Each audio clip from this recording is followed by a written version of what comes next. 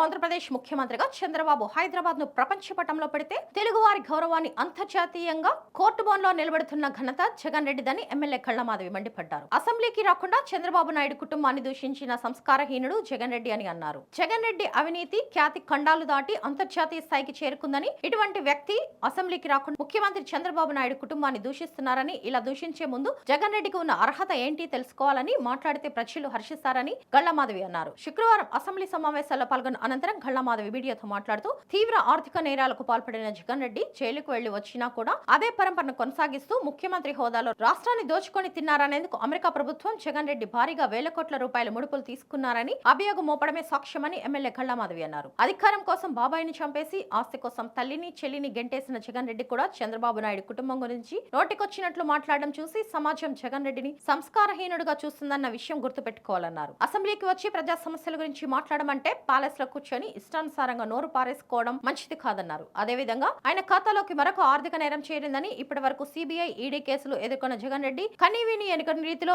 ఈసారి ఆయన 1750 కోట్ల రూపాయల ముడుపులు పొందారని అమెరికా ప్రభుత్వం అభియోగం మోపిందని, ఇప్పుడు జగన్ రెడ్డి ఎఫ్బిఐ కేసును ఎదుర్కోవాలని అన్నారు. ఒకవైపు తెలుగువారు గర్వంగా తలెత్తుకునే విధంగా హైదరాబాద్ ను ప్రపంచ పటంలో పెట్టిన విజయం ఉన్న నాయకుడు చంద్రబాబు అయితే, తెలుగువారి గౌరవాన్ని అంతర్జాతీయంగా కోర్టు బోన్లో నిలబెట్టిన ఘనత జగన్ రెడ్డిది అని ఎమ్మెల్యే కళ్లమాధవి మండిపడ్డారు.